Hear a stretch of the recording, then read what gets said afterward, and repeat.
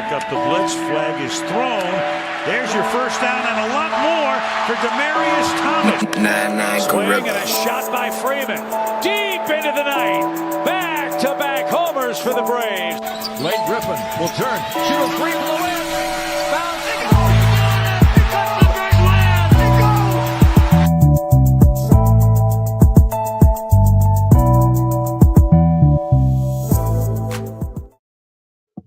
All right. Good evening. It's Tuesday. You know what that means. It's time for the number one sports podcast in the world. Time for Sports4U.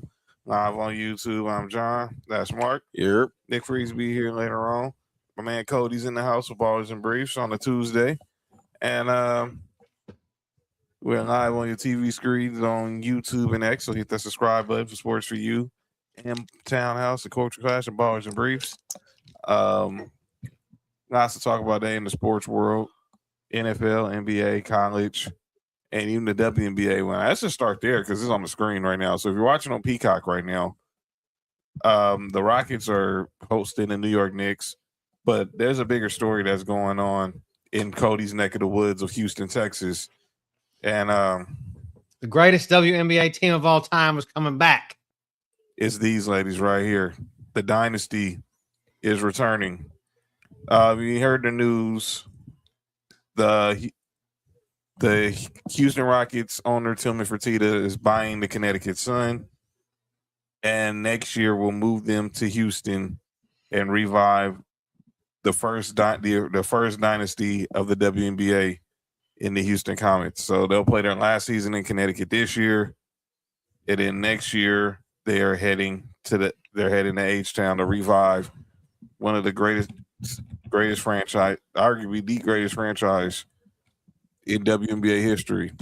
And the first 4 years, they went four straight WNBA championships. They were a living dynasty from Cynthia Cooper, Cheryl Swoops, Tina Thompson, RP Kim Perrott. And they, man, that's a good feeling for if you're a WNBA fan. If you are old school, if you're WNBA fan, you're an old school WNBA fan. Yeah. Oh, be quiet. One of the only two teams in WNBA history to be undefeated in the finals. Yeah, I mean, and we all remember the infamous, obviously them and the New York Liberty going back and forth in the finals.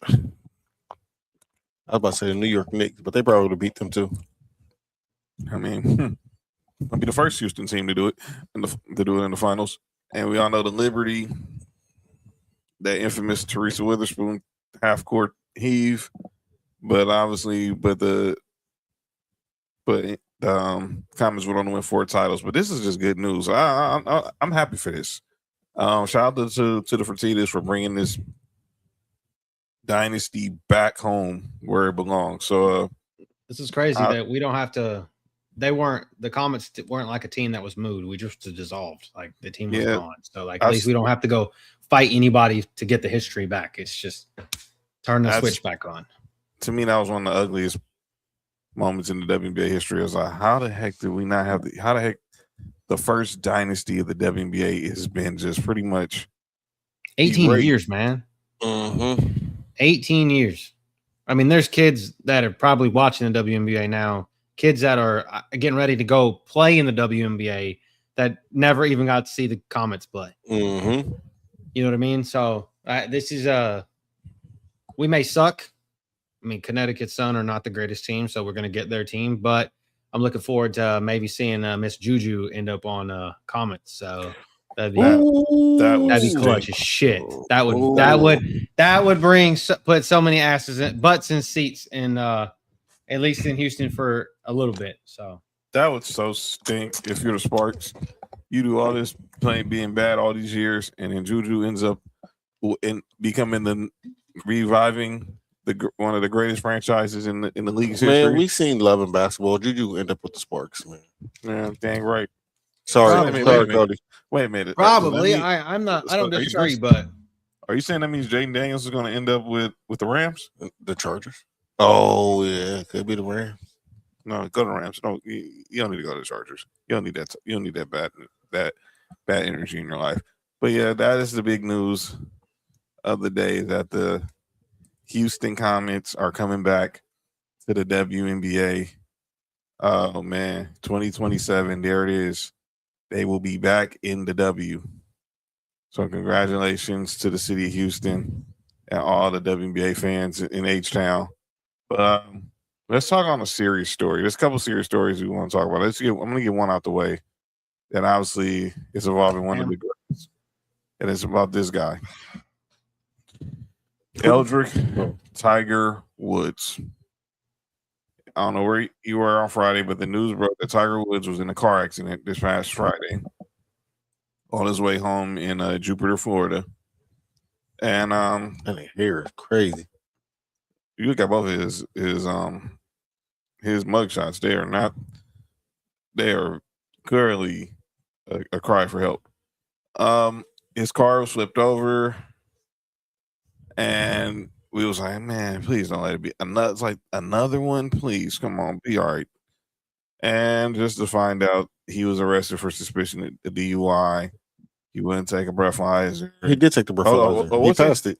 What was it? He didn't want to take test. He didn't want to take give a urine sample. Yeah. Okay?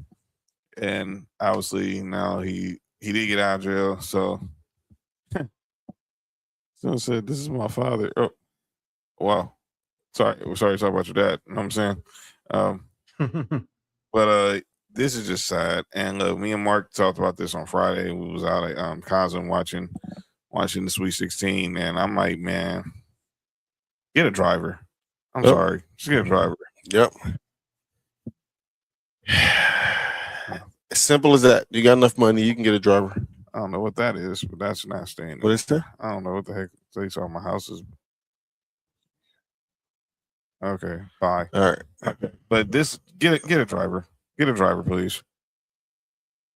Get a driver. I just don't. I have no words for the shit. I knew I had it. As soon as I had heard that he had a wreck, I was like, please, like, it makes no sense for this man to not have this. Like, there's no excuse. Like, literally no excuse for this shit. Kind of the same thing I said about, I'll throw this shit back to when I said the same thing months ago to Adrian Peterson. Mm-hmm. Literally, there's no excuse for this shit. And what's funny is I saw Adrian Peterson on a flight like 2 months later, and I'm like, oh shit, what if I'd have said, what if he watched a podcast and this dude's like, fuck this guy for saying this shit? But anyway, so it's crazy. I was wearing a Ballers and Briefs hat too, so that was more weird. Wow. But yeah, so but with Tiger, man, like arguably best golfer of all time. Mm-hmm. He's generational wealth set up. What his son's name's Charlie, right? Charlie set up like for life. Yeah. And dude, there's no excuse for this shit. Like there's none. Like if you're gonna be lit, dude, and obviously you're a bad driver when you're drunk. It's not. I'm not condoning drunk driving, but obviously you suck at it. So don't do it. Don't do it at all. You're not very good at it, and it's bad. And you're a face of a sport, literally. So Cody on that one. Yeah, I don't get it. I just don't get it. He can basically have a driver, but then there's reports where he didn't want to get a driver because he felt that's going to be, he don't want no one invading his privacy. Yeah, Romans. I don't know how hard. I don't understand it. I don't understand it. He said he don't want nobody invading his privacy. He said, but guess what? Now everybody's in his business. Yeah, that's why I'm like, dude, what are you talking about? Get a fucking Uber Black. Mm-hmm. Like those people don't care. Them dudes are just like driving around. It's not like this is not what was this taxi cab confessions and shit. Come on now, let's like come on. No one cares. Yeah, I'm with Bella. He clearly has a problem. There's something. Yes, something is not right with Tiger for this to keep happening. He's gonna wake up dead. That's what's gonna happen. Keep on doing this shit. Waking up dead is crazy. I mean, I hate what Cody said, but he's telling the truth. I agree with him, but like I said, all you got to do is just get a driver. I'm not sure if he was drunk this time. I do think that it was I think I put in the group chat what I think it was. I think it was the pain meds. He's clearly, I mean, that's still the same thing though. Like, yeah. Okay, so I mean, it's still under the influence. It doesn't matter. Like, if it's a narcotic, you're still under the influence. If it's a sleeping pill, like if it was like Ambien for some reason, for instance, it's still DUI. It's doesn't matter. Pills, like you said, pills, beer, I mean, alcohol, whatever. Like, it doesn't matter. It's still under the influence. And Florida takes no prisoners when it comes to this shit. Like, none whatsoever. So Tiger did release a statement. He says, "I'm stepping away from a period of time to seek treatment and focus on my health. This is necessary in order for me to prioritize my well-being and work towards lasting recovery." Well, let's say this: the Tiger. I hope you get the help you need. But this has been he's been on a downward spiral ever since that infamous day. Since he called a girl and said, "This is Tiger Woods" on her answer machine. Totally just said it's Tiger, but this sounds funny. It's like, hey, it's Tiger. Yeah. Then things have just been downhill there. We was obviously the first accident near his house. His own daughter is highly upset at him. Yeah, I mean, a lot of his family is highly upset that because this can all be easily resolved, Sam, if he just get a driver. That's it. It's not like your privacy, man. Get a driver. Have your daughter be your driver. I mean, you can find somebody who you can trust. Somebody, anybody. You have somebody tote your golf bag around. Why don't you just have somebody drive you around? Yeah. Get your caddy to be your driver. That's as simple as that. And so what you said, he said he don't want nobody in his business. That's what was the report. But still, don't make no sense. Yeah. And this is coming from. He was coming from what? Getting some head. Was he? He was more power to him. Didn't they just had like the night before, or was it the night before, or was it that night that they had the golf league? TGL, the TGL. It was like 2 days. It was like 3 days ago. It was on that Tuesday, that Monday and Tuesday. Go league. They had not the golf league, not that TGL. Mark. Oh. Speaking of TGL, the same people that are developing the flag football league. Yeah, I'm seeing. So you saw the news. The NFL has announced a partner that they're going to start a professional flag football league. McDonald's game. Okay. They're starting a professional flag football league, and they got a lot of heavy investors involved in it. They're going to have a women's league and a men's league. That's dope. And clearly, if y'all didn't, I didn't go back and watch what happened with the flag football classic out here, but clearly the NFL is all in on flag football. Ron, I don't disagree with that. Yep, I agree with that too. So Rob said, he said it shouldn't be his choice. Four, but it takes four though. It takes four. Yeah, I mean, in the state of Florida, it takes four. It's not going to be easy. If his license gets suspended, then he's going to have no choice but to have hire a designated driver. But you know what I'm wondering? I'm thinking that somebody in his family has tried to talk to him about getting a driver, and he keep denying it. That's probably why people are so mad at him. I mean, because at this point, though, I feel like the higher you are in stature and money, you shouldn't be driving anyway. You know what I'm saying? Like I feel like you should have a driver at that point, no matter what. You're Tiger freaking Woods. It should not be that difficult for you to get a driver. I mean, yeah, neighborhood driving around, driving back and forth to the course, that's one thing. But like when it comes to like being out and shit, like if I was that important, I definitely wouldn't want to be, for the simple fact of the matter is just more people going to be trying to invade my privacy standing in front of my car when I'm driving, when I got somebody else to drive me around and do it for me, you know? So I don't know, man. It seems a little bit weird, but. Well, I pray he gets the help he needs and move forward. And obviously, his golf career is pretty much over. Sam, yeah, hell yeah. Sam, so I want to be a driver. I don't blame you, Sam. Yeah. Get the check. But you wouldn't have to pay me much. I wouldn't have to be. I just want minimum wage just so I could sit and maybe listen to Tiger talk. But maybe that's the problem. He doesn't want to talk. Maybe that's his thing. He doesn't want to talk. Maybe he doesn't want to talk. Maybe he doesn't want to have a conversation with anybody. And maybe he just thinks it's weird riding in a car with somebody being quiet. He needs to do something, because this should not be happening all the freaking time. Where this is this his third accident or a second? Third.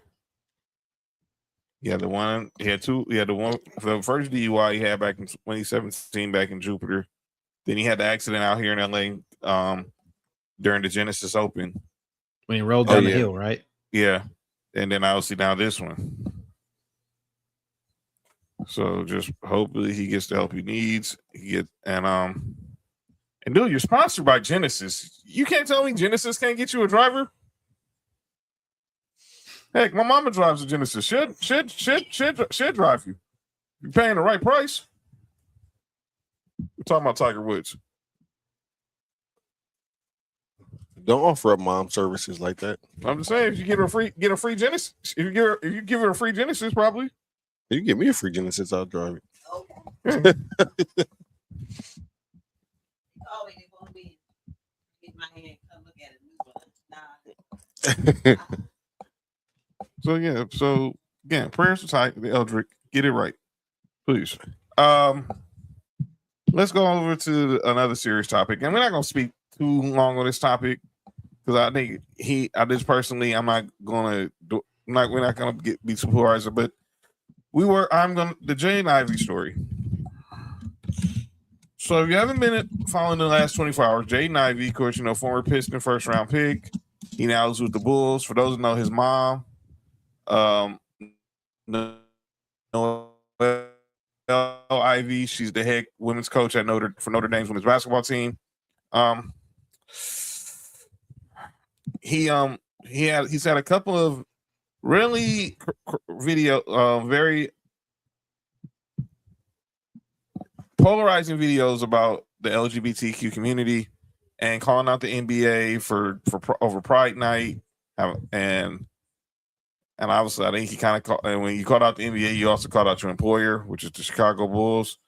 So the Bulls released him, said it was conduct detrimental to the team, and then he goes on these Instagram videos where he's calling out he's calling out the NBA for the Pride Night. He's calling out LeBron. He's calling out Steph. He's calling out Michael Jordan. He's basically trying to use the religious card. Let me say this as an ordained deacon. Look, and I'm not going to get too deep in the woods about this. We're not going Bible study here on Tuesday night. He has a right to feel what he feels, but you have to understand, if you're going to take that stand, you better be willing to take that fall.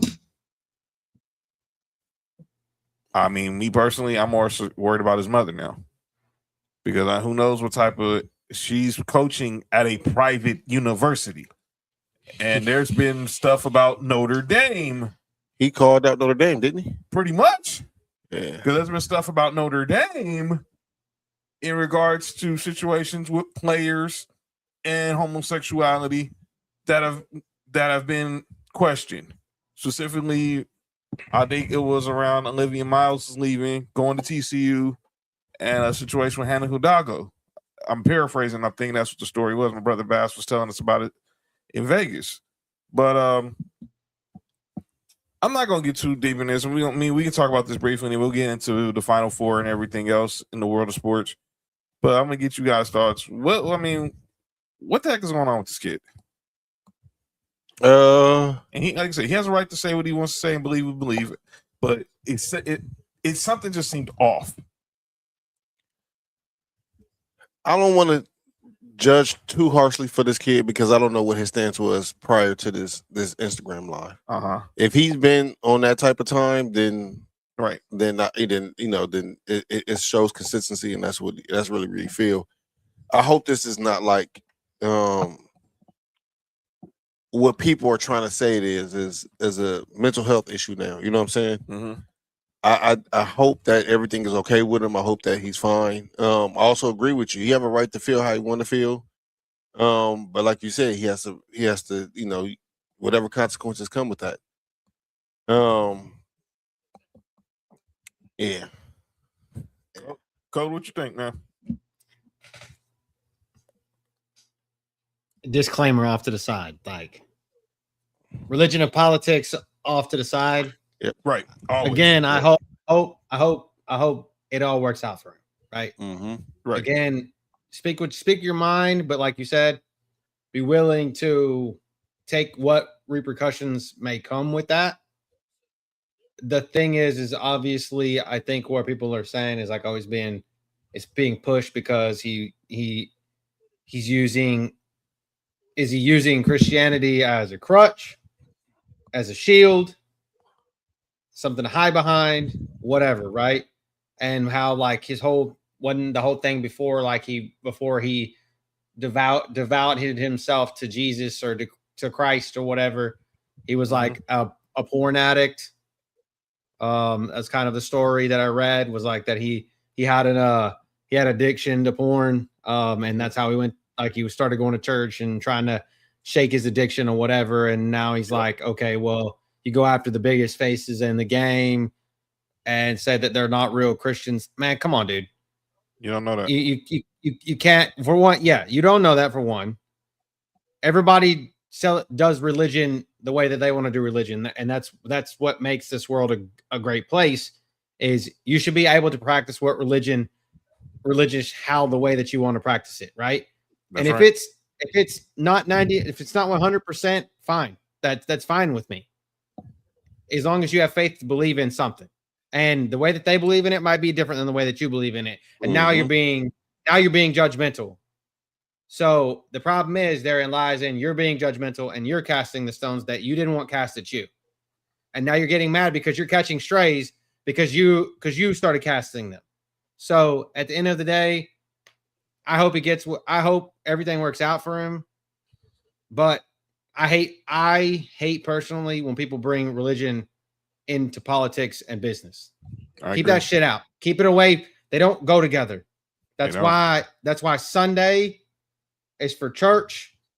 That's why Monday through Friday is for pleasure and work. Right? You know what I'm saying? So it's kind of like those kinds of things.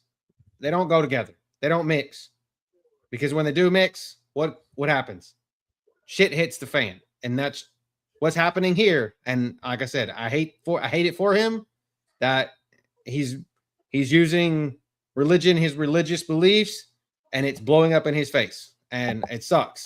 But that's just the world we live in. He should know that. And how old is he? He's in his 20s, right? Yep. Mid-20s? Early 20s? Yeah. Okay. He's not lived and I say this as of like I've lived a fucking huge long life, but I'm 36. I've lived enough long life to know that doing shit like that can get you in trouble. And I've watched enough and I've lived enough to watch other people do it.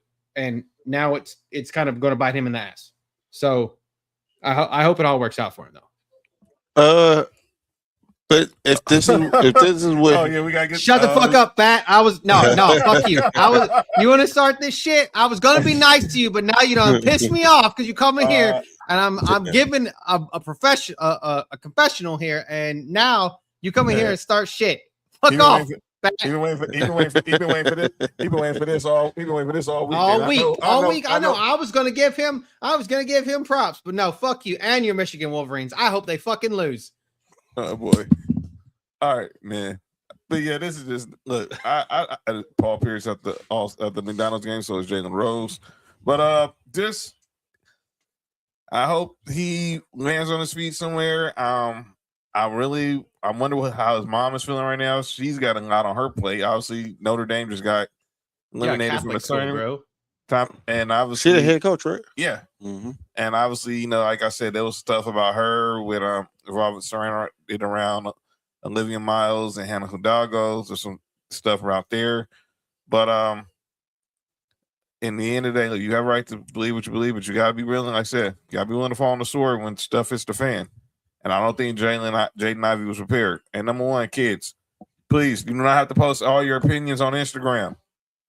Come on. You could have easily called. Employers will look at that shit. I promise you. I guarantee you could have went into the Bulls office and talked to someone in the front office or the PR department. You could have called. You went to the NBA. You went down to Park Avenue and talked to someone in the NBA. I'm sure he has a PR yeah person. You could have talked to him or her or whatever your team is. You know what I'm saying? And I'm sure the team has a chaplain too. You want to talk about? Yes, I'm sure they have a chaplain. Yeah, and I'm sure there's somebody in his team or somebody in his family that falls into that line of what he was just criticizing. Have a conversation with them. Yeah.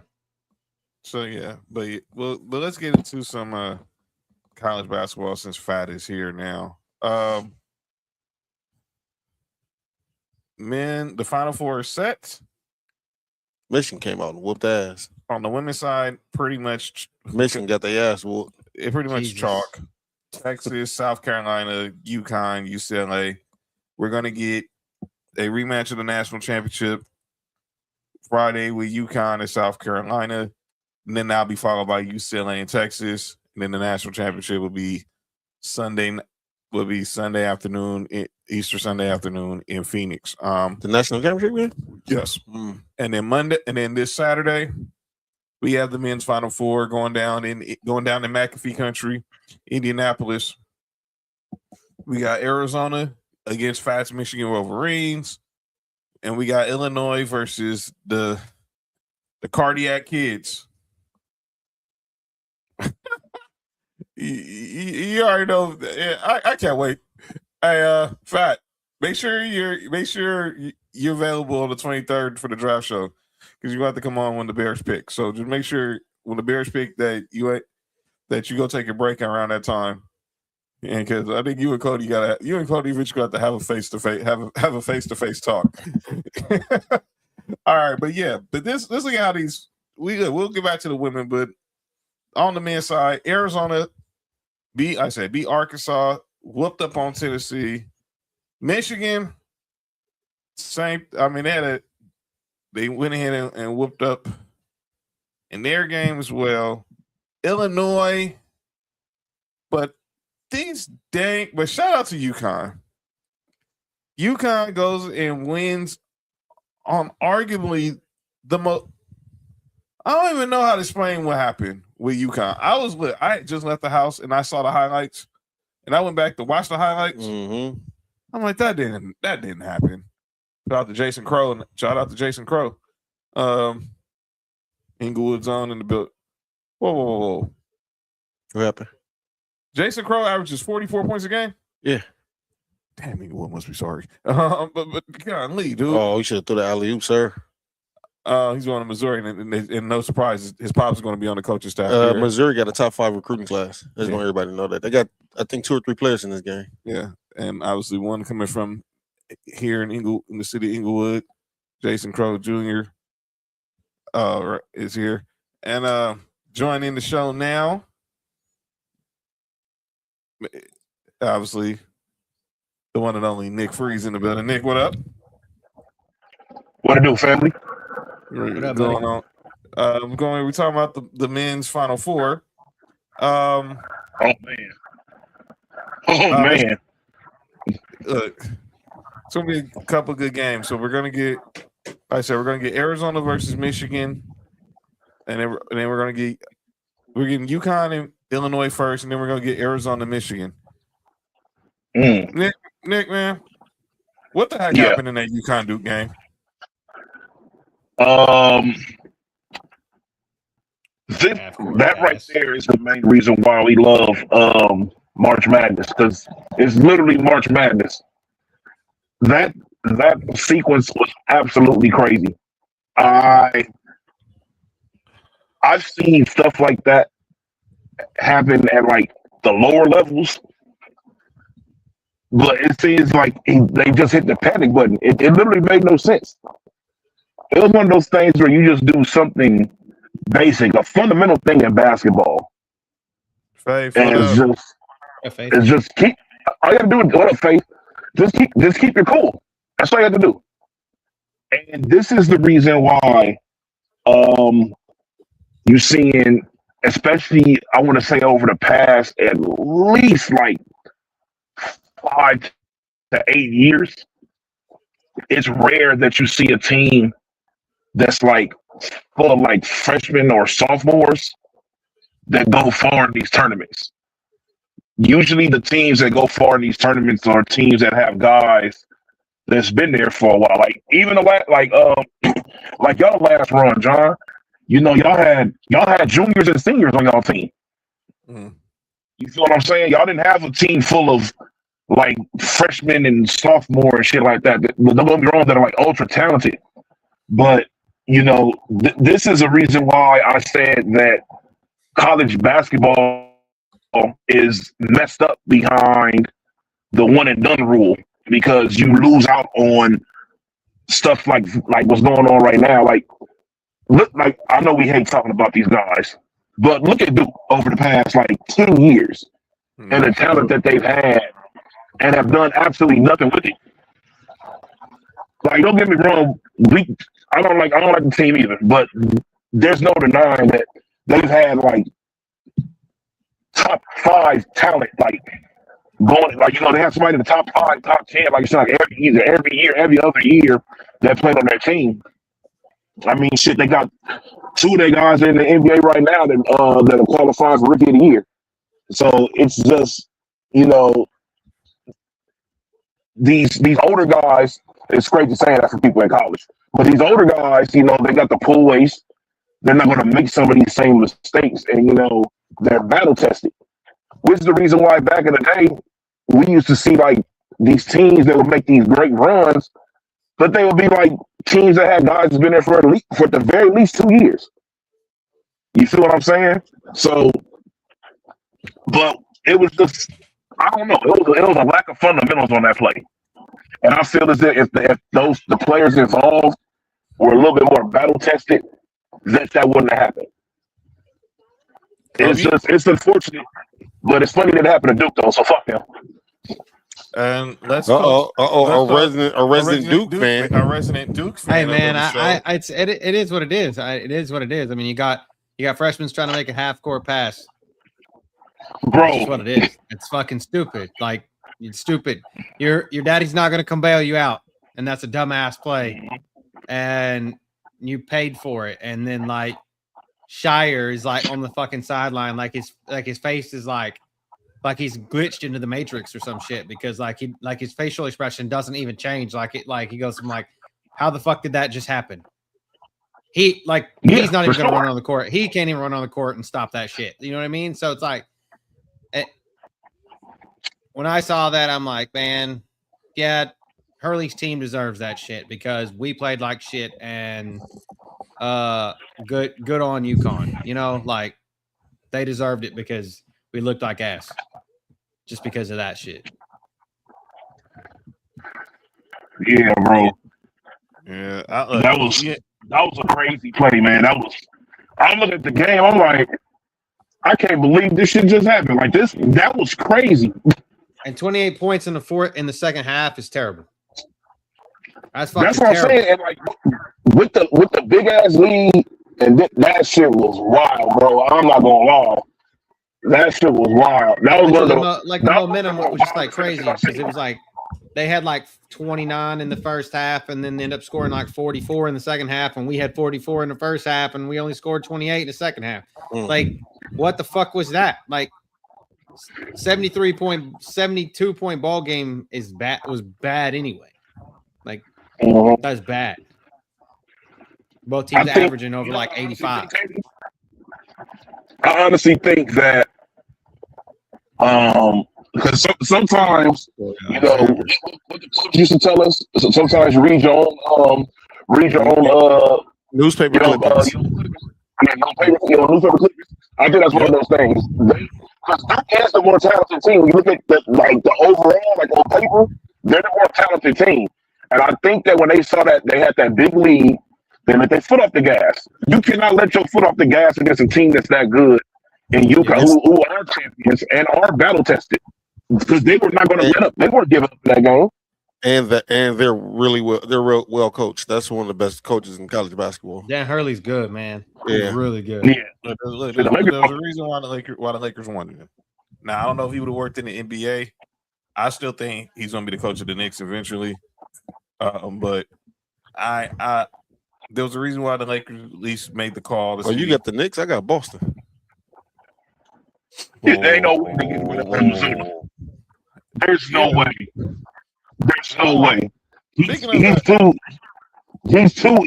in cahoots with everybody in the organization.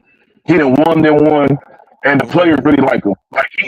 He's from, but Hurley's from Jersey though, so I think that's why I think John's on to something with the Knicks. UConn plays in the Garden. It's like it's like a home, another home for them. To me, it makes perfect sense. I didn't understand if you were going to fire Thibodeau, the call should have been to Dan Hurley. If you ain't going to get a marquee name to try to off a coaching staff, the call should have been to Dan Hurley. I didn't understand the Mike Brown hire. We'll see where this goes. What up, Dalton? Rob said that they said during the broadcast Duke was the number one seed. Was the first number one seed in history determined to blow a 15-point halftime lead. Oh yeah, for sure, no doubt about it. That doesn't happen. And you think about last year, they were up in the Final Four on Houston, and they blew that lead. It's I think like kind of back to kind of Nick's point, like when we were good, and I still go back to the early '90s teams. Christian Laettner, why do you think Christian Laettner is the all-time tournament point scorer? Because he was in in college for all 4 years, like he went and that's why he's up there as arguably one of the best, if not the best tournament player of all time, like just pure tournament players, because they went 4 years in a row and he was there every year. So it's hard when you get good players and they're good enough to where they can go jump ship and make money. And that's kind of what I was hoping, like, oh, well, the NIL would kind of help that, keep players like, okay, well, I'm going to go to a really, really shitty organization in the NBA, like a really, really shitty organization. Or I can sit here and make a couple mil here playing college basketball where I'm just that much better than everybody else on the court, on a team that's that much better than every other team, or I can go to a really shitty NBA team and suck really bad. So, but do y'all think Cooper Flag and Con Knippel could beg to differ, I guess. Do y'all think that there should be a minimum or 2-year college basketball? Mark, I've been saying that since I've known y'all, but see, I'm also a proponent of getting your money as well, so I understand it. I think if you go to college, I think you should have to commit to 2. I think they should let the high school players go. I think they should let high school. I think high school players should be able to go, but I think if you go to college, you have to commit to at least 2 years. That's my thing. I mean, the women still have that rule. They got to play for at least 3. They got to do at least 3 years in order to be eligible. I didn't understand. Like I've always said it. I felt if you let them come straight out of high school, but if they go to college, you at least let them go 2 years. One and done is a joke. Go get them 2 years, get themselves a little polished, a little more developed, and come in. They have to get at least 19, associate's degree. 20, 21, and you're not missing nothing. Because whoever team they're playing for, they're still going to be a guy. They're still going to have that spot, no matter who they get drafted by in the lottery. Rob says this basketball guy got around in Kentucky. He was winning the rivals rankings in the NBA draft, but Kentucky fans wanted him to win at college basketball. I want to say it about Calipari, and I said this on Friday. I mean, when is it time that we just like everything? Look, Gary Jacobs going to be a top 3 or 5 pick. They got another recruiting class coming. Nice Arkansas. Mark just says going to have another dope recruiting class. He's had all these dope recruiting classes. He had all these dope number 1 picks. But in the 30 years that he's been a coach, whether it was at UMass, Memphis, Kentucky, now Arkansas, he's only won 1 national championship, and that was that 2012 team with Anthony Davis and them. And you can make a case that might have been his least talented team that he coached. The most talented team he coached was 2015 when they went undefeated and they lost in the Final Four to Wisconsin. That was the cat team. That was the cat team with him, Devin Booker. Devin Booker was the 6th man on that team. Think about that. Yes. Yes, that team was loaded because I think Carter Towns only averaged 11 points per game because they had so much talent on that team. But see, that's what I'm saying, John. Like, imagine if you had the 2-year rule in play. Look, this off of this Duke team alone. So you would have had the boozers over there with Colin Canuckle and Cooper Flag in the tournament. They would have won. They would have won. There's no doubt about my mind. I don't think they get all of that's the thing. Also, what I believe is if you have a 2-year rule, I don't think you get all those same recruits going to the same school. I think that you'll start seeing some recruits start to spread out. I'm with you. I agree, but I think in this particular case that wouldn't have happened. Off the simple fact that the dad was already a alumni, I think that would have been, there's going to be a couple exceptions to the rule, but overall, I do agree. I think that when you get these players who's number 1, number 2, number 3, the top 10 coming out of high school, they're not trying to go to no college, and they're not trying to go to no college to sit on no bench. Just okay. Hold up. Think about this. Would Paulo, if Paulo was still in didn't go to the NBA, would he have been a senior this year? No, he would have been way gone because he came in the league 22. 22. He was a freshman. So he came in the league in 23. So he came in the league in 23. Yeah, he'll be a senior right now, but he would have been less. But he would have been a senior. He would have definitely been gone in 2 years. He would have been gone. No, I'm just saying, like, if he would have stayed, he'd have stayed all 4 years. Would he be on this? Yeah, I'm just thinking about all the talent that's in the NBA. Yeah. That's he would have been a junior on this team. Possibly. For sure. Oh my Lord. A senior, I think, because he was a 2022. He was a freshman, 2022 NBA first round pick. And see, that's what I'm saying. Like, we've seen these type of situations work out before. It's not like that. If you're good, you're good. You're gonna stand out. When it's time for you to go to the league, you're gonna do your thing regardless. That's the reason why we don't see the same, every once in a while you see it, but we don't see the same rookie impacts like how we used to. You remember how back in the day we used to see rookies coming to the league, putting up literally putting up all-star numbers. Yeah. Some niggas putting up MVP numbers. Jordan. Yeah. You don't see that no more. Well, again, that's goes into what we've been saying. Most of these players coming out, they're talented enough to play in the NBA, but they aren't polished enough to play in the NBA. And like y'all was saying, the 2-year, maybe even 3-year players, you'll start seeing way more production. Because you got to think, dog, most of the time, for the average rookie, they don't really start making that really kind of big impact until their second, third year in the league anyway. That's right. Exactly. You know what I'm saying? Go ahead. I said it's just one of the things where you learning how to play basketball. It's a rare find when you can find a player who's 1 year out of removed from high school or just out of high school that can come in and put those kind of numbers in. You need to learn how to play a different level of basketball. Ron. That ain't a lie. Rob Corey Maggette. I remember when it was a big deal when Corey Maggette was the first Duke player to leave early. I remember Corey Maggette was the first because what? Wait a minute, because he left. Wait a minute. He left after sophomore year, right? No, he was a freshman. Yeah, He left after freshman. was a freshman. When Elton Brand left, he was a sophomore. Elton Brand left after his sophomore year. Well, oh my Lord, Elton Brand, fam. Elton Brand, look, I don't like Duke, but Elton Brand one of them guys where I'm like, yeah, he gets a lot of respect. That's not just because he's on my team either, but Elton Brand was a dog. Yeah, that's how I feel about Jason Williams. Yeah, I hated Jay. Yeah, I hated Jay Williams. No matter what team he was on, dog, if you on the Rivals, if you're that guy, you're that guy, and I gotta give you respect. Jay Will was one of those guys to me that was kind of like, what if?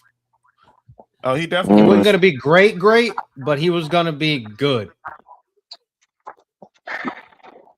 He definitely was going to be good. That damn motorcycle accident, man. Ain't that what happened to Markel Fulton? Never mind. Relax. But yeah, so real quick, and then let's go back to the women, and then we'll go to some other topics.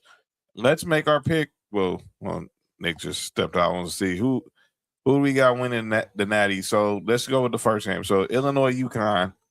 I got UConn. You got UConn. What about you, Cody? Huskies all the way. Huskies. I got UConn too. I think it's unanimous there. I think Nick's probably gonna pick UConn too. But this game right here, I said Arizona was gonna win the Natty. Sorry, Fat. But man, I said it too. But man, look, I don't watch the Michigan team, and maybe because I was with Fat in Vegas watching them, and then I had to watch them the last couple weekends. This Michigan team has that it factor. Yeah, like that factor when you don't know what it is. Michigan has that. I'm still picking Arizona, but boy, I am not confident. Yeah. Unless Tommy Lloyd wants to lead to become the head coach of North Carolina. Huh?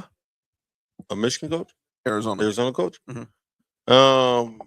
I got Arizona. I think it's gonna be a really good game. Yeah, I got Arizona, man. So if that's the case, Cody, who you got?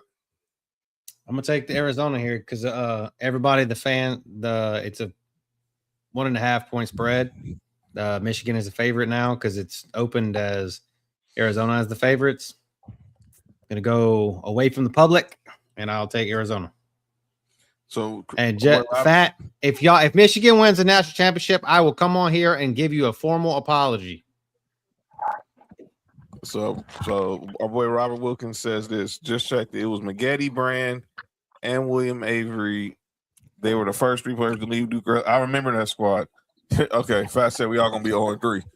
As you look at some of these legendary McDonald's All-Americans, see Jalen Rose, Paul Pierce, Jamal Crawford, Baron Davis. Nick, who you got? Arizona, Michigan. That's tough. I think I want low-key lean towards Arizona, but Michigan is nice. Michigan is nice. I think I got Arizona. Oh, Fat said we're gonna be 0-4 then. And you got UConn over Illinois, right? Oh yeah, of course. I got UConn winning everything. You got UConn winning it all. I got Arizona winning it all. I got UConn winning everything. All right. I thought UConn's biggest threat was Duke, and Duke's out of here. So, Bryce will lead Arizona to a championship. That's funny as shit. You know who he looks like? He looks like James family alone, man. He does not look like LeBron. He doesn't look like his wife. He looks like I'm about to say he looks like Horace Grant to me, but damn, just to do wear goggles. First person everyone thinks about is Horace Grant. That's the best player in the country. You know what's funny? I had when I worked in downtown, I ran into Horace Grant. I helped him and his family out there at the restaurant that I worked at. And I had asked him, this is years ago, this is way before, I seen what happened upon the when Jordan's over there trying to do Jordan stuff over there on the airplane. I asked him, I was like, what was it like, working out, basically, being teammates of both Kobe and Jordan, what was it like? He was like, they were both, he said they were both dogs in their own way. He said people say that they're similar. He said yes to an extent, but he said the way both of them approach things in practice was completely different. Damn. I said, damn. I said, which team did you enjoy playing for more? He told me the Lakers. I figured he would have said fuck both of them. And I wanted to play. I loved playing with. He told me the Lakers. He told me the Lakers, but he said he very much enjoyed his time in Orlando. He said, I think he said he enjoyed playing the Lakers more, but he said he had a lot of fun playing in Orlando. What's going on, Christy? Let's go to the women, because obviously, look, they got all 4 number 1 seeds in the Final Four, which pretty much was predictable. But they better count their days. They'll be getting a rematch of the Natty in the first game with UConn and South Carolina. Woo! UMass and South. Who? UConn and South Carolina. I say UMass Marcus can't be playing on. UConn, South Carolina are in the rematch of the Natty in the first game. Can't make a Brittany Griner. What up, Mike? Are you good? Mike P, what up? Fast said, everyone against Michigan. Huh? Okay. Yeah, Mark. A lot of people couldn't hear that. No, really, a lot of people couldn't hear that, huh? Y'all nosy, man. Y'all wasn't supposed to hear that.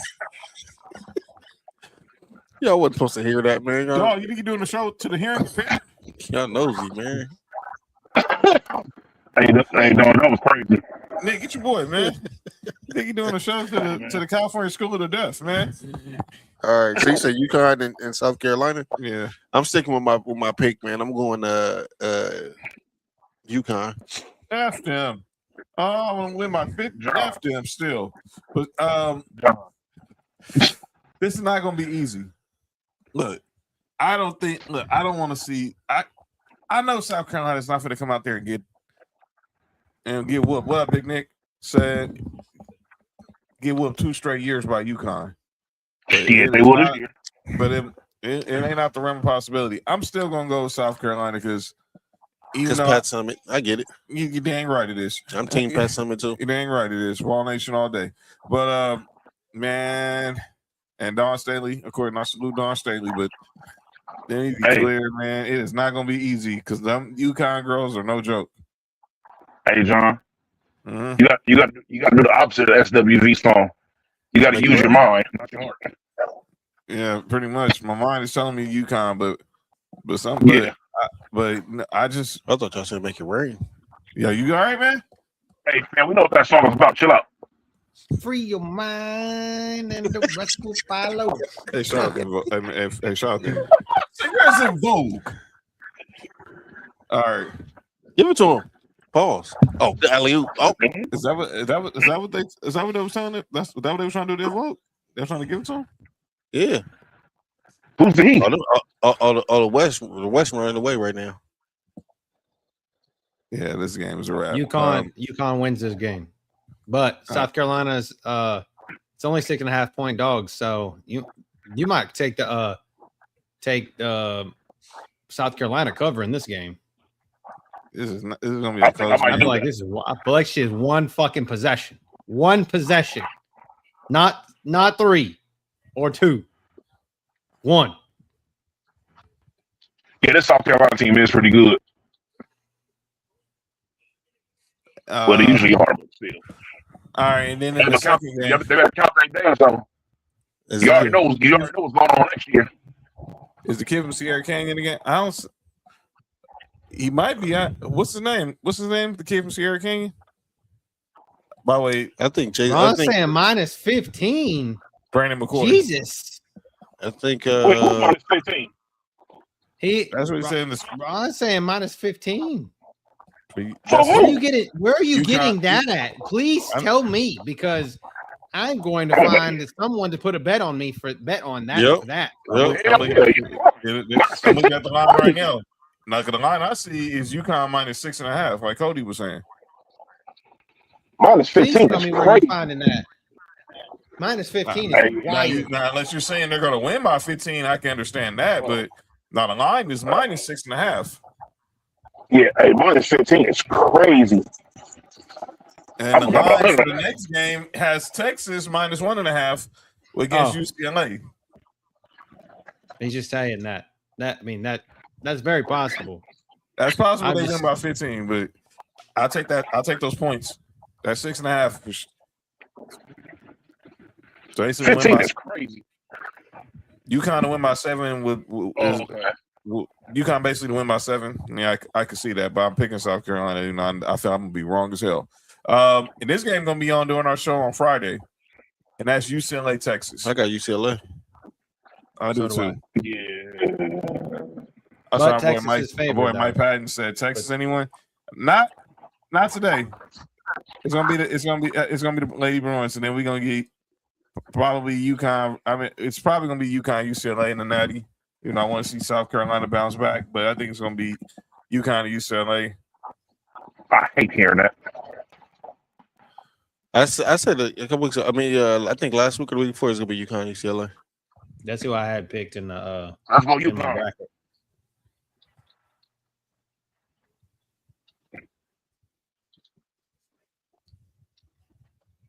So yeah, that's what the women's is looking like. Let's go over to switch over to the NBA real quick. And where's that thing leading to? Excuse me? What's that thing right there leading to on that player? To the far left. To a cactus. Yo, what's wrong with you? Oh. What is wrong with you? Looks like she farted. And it's like coming out her ass. I don't know. Nah, Nick ain't slick. I know what he's thinking. It's a rose. No, ain't a rose, but it's so. You can buy those things at CVS and you go look hard enough. Nick ain't slick. I know what Nick is thinking, man. I can read Nick's thoughts. That four, he sees that four shooting in the sky. I know he ain't stupid. I ain't slick. You ain't slick. What? You ain't slick. Man. That's terrible. That's that he might be going to Michigan. Brandon McCoy. Yeah, okay. I heard that too. And the West is pretty much on the East. And he reclassified. He was the number one junior, reclassified to be a senior. Okay. How the fuck can you do that? Gilbert Arenas' son did the same thing. He reclassified. Wiggins did it. Yeah. Oh, this is high school, right? Yeah, high school. You're definitely playing with the kids of your age. Right. What? Hey, shut up, Sam. Yo, I know exactly what you just tried to do, Mark. That ain't I didn't say nothing at all. I didn't say. All right, man. Mark. Huh? We know, man. Come on, man. Shoot, something wrong with your boy tonight, man. I don't know what's he on one. I didn't say nothing at all. All right, let's go to the NBA right quick. Some of the first names that are going to be in the Basketball Hall of Fame were announced. Were reported today by Shams, and so far we know these four will be inducted in Springfield during the fall. Why Doc Rivers inducted? He's going in as a coach. Dana Dalladon, Candace Parker, Amari Stoudemire, and Doc Rivers are all, according to Shams, will be inducted in the Naismith Basketball Hall of Fame. Those are some of the first. Or Mark Few. Is Mark Few not going to be in there too? I read a report that Mark Few is also getting inducted. I'm trying to figure out when the hell happened to Blake Griffin. Blake Griffin should be in before Doc Rivers. Nah, he should be on it.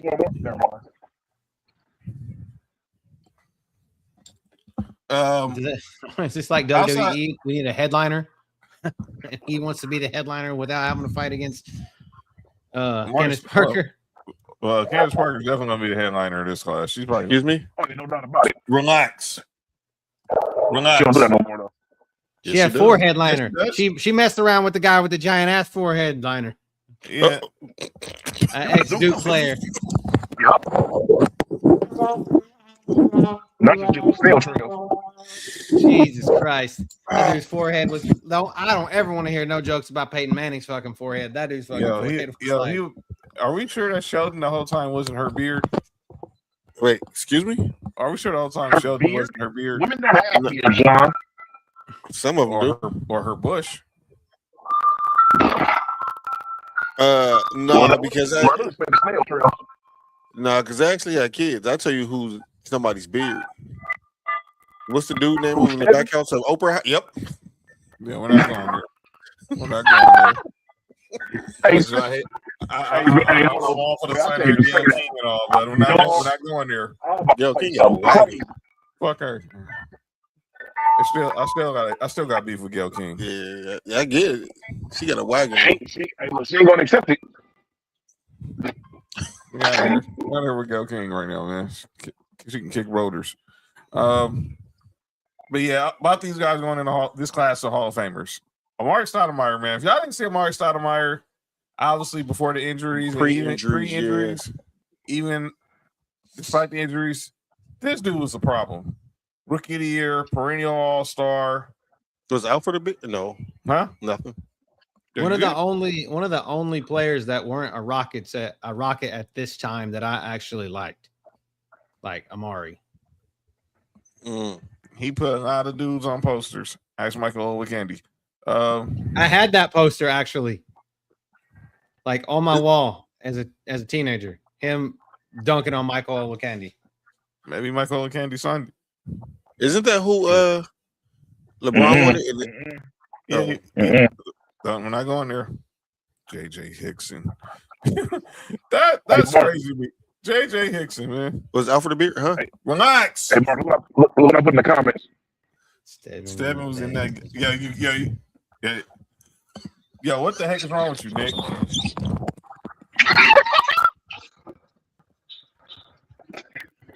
Neverland League too, as well. Sheesh. All right, man. Yeah, but Amari Stoudemire was a human highlight. Candace Parker, ultimate baller. Elena Daladon was a walking bucket. Mm-hmm. 3-time MVP. Yes, and clearly, if y'all watched her like in college, she was at UConn originally, but she ended up at Delaware. I went crazy at Delaware. Yeah, and you saw what she did in the league. She went second in the draft, but she went second in the draft behind Brittany Griner. Shut up, I didn't say nothing. Hold up. Brittany Griner's still in the league, and Elena Deladonna is not in. That's fucking. Elena Deladonna chose to retire though. What? Never mind. They both chose to retire from two professions. Okay, two things. They retired from both of them. Cody, Well, that is wild. Well, By the way, From Jason basketball, Richardson, basketball is youngest son, one of them. Well, Dude, I guess it's Brittany how Griner. old are we they both getting at that? balls. Yo, Nick, you good? Did they? Are you good? Is Brittany Griner? Never mind. One Is can only Brittany score. Griner that dude that played at Baylor? No, I'm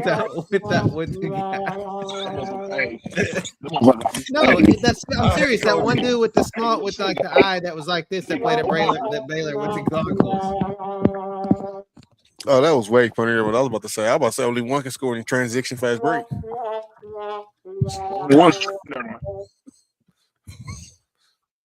Y'all good? Is everybody okay right there? Hey, yo, shout out to John. Was that really like marijuana they found in her pants?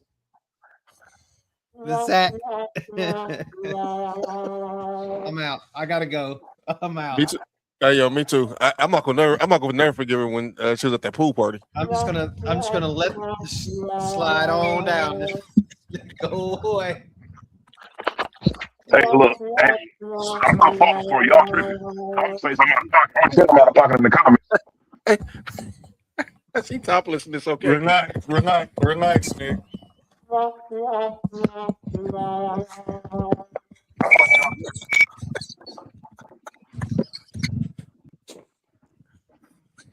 All right, man. Everybody should stop. Yeah. What's wrong with y'all, man? What's wrong with y'all? How she topless? It was okay. Hey, Mark, they wildin'. Hey, John. Whose shit was crazier? Brittany Griner at the pool or Tiffany Stratton before the surgery? Oh, bro. Dog, we're not doing that. All right, at least we know Tiffany Stratton was still a woman, dog. Unfortunately, no, well, we know that, but like I said, she said she wants to go into acting. I said, you're not Hollywood type. That's not your type. Yeah. Not at all. Oh, shit. Hey, the show went off the rails for like about 2 minutes. My bad, y'all. Yo, John tried to get everything back in order. John was like Jason Richardson's son was playing the McDonald's game. Nobody cared nothing about that. There's Brandon McCoy. Okay. There's Brandon McCoy right there. There he is. Sierra Candy product in the building. Yeah, that's crazy, man. Oh, it's hilarious. That's wild, dude. Y'all something wrong with y'all, man. But back to this Hall of Fame. Like I said, Candace Parker was a baller, and Nick just left it. And you guys made Nick leave the show, man. But Deladon was a walking bucket. But congratulations. We'll have the full class. They'll announce this Saturday, the morning of the men's Final Four. So we'll have the full class on Saturday. We'll recap it next week along with the Natties. So let's man. I saw this on Twitter, and I know this Mark I would like to say about this. Oh man. So I saw this on Throwback Hoops' Twitter account, and they had the top. Excuse me. The top. Wait. 10, excuse me. The top 10. Wait. Excuse me. I mean, take this list down. You said that's BS. No. I really have thoughts about this list. I don't. I don't. This should be this. Come on, Cody.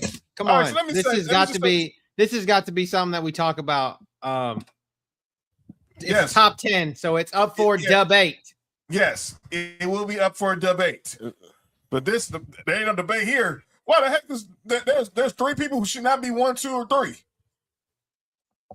Let me be perfectly clear. I'm biased, so I stay out of this. Well, I'm not biased. This, I'll tell you. this list is way the hell wrong. I'll say it. Any list that don't start with Jason Kidd in the 2000s is whack. This is crazy. I'll say it. Chris Paul's number 2 on this list. You want to put Steve Nash number 2? I'm not going to argue it. I consider AI more of a 2 guard because he had Eric Snow in the backcourt with him. D Rose, not long enough career. Rondo was nice. Rondo was cool. Tony Parker. Tony Parker's definitely in top 5. Jason Williams. I think after Jason Williams got traded to Memphis, and we saw how Mike Bibby was with the Sacramento Kings, that kind of ruined that argument for me. Baron Davis.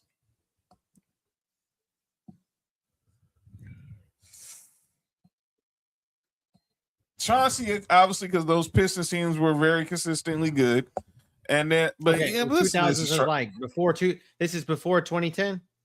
yeah, this were is saying? 2000 to 2009. Okay. Steve Nash got 2 MVPs. Iverson was MVP. Derrick Rose was MVP. The best point guard in that generation of that day. Jason, Tony, as a person who loved Steve Nash, like literally, I have an argument. I could literally, I would say 5% argument that he's number 1 on this list. The 95% of me is Jason Kidd deserves to be number 1. Like literally, I could argue for 5% that I could argue that Steve Nash needs to be number 1. But it should be the answer. The only correct answer is Jason Kidd is number 1. Steve Nash is number 2. I'm not mad at For that. me personally.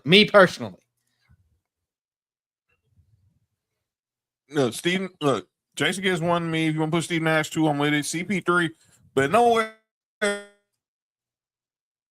The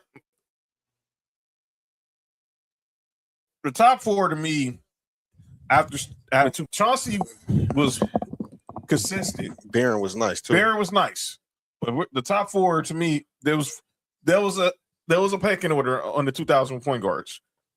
It started with Jason Kidd, Steve Nash, obviously, Chris Paul, Tony Parker. Rondo was good. Chauncey was good. Barron was good. Jason Williams to me didn't have a long look. Jason Williams, probably 2000 to probably 2003 or 4 when he was in Memphis after the Mike Bibby trade. But I love Jason Williams. I think he's it was top 10, more. but he's not. I think he's 10. I think he's more like 10. I love White Taco. Like he was my favorite. But but you can't. You got to say 99. Like I think he was better on like 98. Like when he came in 98. Was that the first year that they were good? Yeah. I think 98 or 99. Yeah. I think it was more flash and actual real point guard play. I think he can play point guard, but like y'all was saying, there's a couple of more point guards up there that's I think I would have ahead of him. But I love Jason Williams, but he, I probably would put Baron Davis above him. Yeah. Rondo, of course. Yeah. Derrick Rose, that's another one of them what ifs things. Like John said, the career just wasn't long enough for me. And I'm just saying, like the argument's got to be is like, so I don't know how it's even in. why is Derrick Rose in there? He was only 2 years in. All right, man. Derrick Rose. I'm just saying, like, the argument is like, out of these 10 guys on here, which one had an argument ever that they were the best player in the league that year? Maybe 2 of them. I would say 2 of them, arguably only 2 of them. And that's Jason Kidd and Steve Nash. So those are your only arguments for number 1. I'm going to be honest with you. That was when Kobe was going nuclear. So don't ask me about it. Don't ask me about it. I'm going to say at this point, none of these players was ever considered the best player in basketball. I think Steve Nash got a couple Kobe MVP, maybe one of Kobe MVPs. He stole one from me. He stole one from Kobe. He One stole one from Shaq. Yeah, I think that I don't know if any of these and like I said, just kid my favorite player. I don't know if any of these people was ever best player in the league. Not when you. I'm not saying that they were the best player in the league. I'm just saying they were arguably in the discussion for it at that point. Like you could still say Kobe's the best player in the league at that point in time. Yeah, but who was next person? Like who could you put in that list? And nobody on this list but Steve Nash and Jason Kidd to me would be. Yeah, I could argue for being the best player in the league that at that point in time or that year. You know what I mean? Yeah. The rest of them, I feel like kind of Steve Nash and Jason Kidd, and then a big gap because like as John said, I never thought that Allen Iverson was a point guard. He was more of a 2 to me. He was a ball handling 2. Yeah. Yeah. So yeah, I don't know who came up with the list. I got another list next week about the greatest athletes of all time, but I'll say that for next week because I don't need one dumb list. One dumb list a show is good enough for us.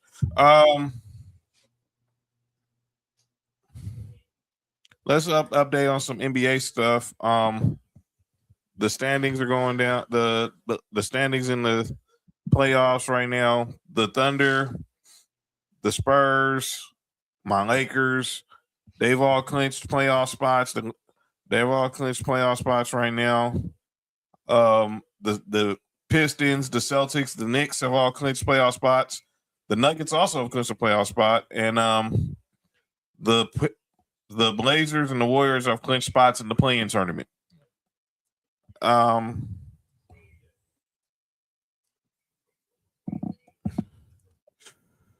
We got 2 more weeks until the season ends, and obviously, Cody, I know that. Did you get your thoughts on what we talked about last week with the situation with Kay Cunningham and how do they need to really get rid of this 65-game rule crap? Oh, for being for MVP? Yeah, for all. Well, it's for NBA awards in general. Rules in general, awards in general.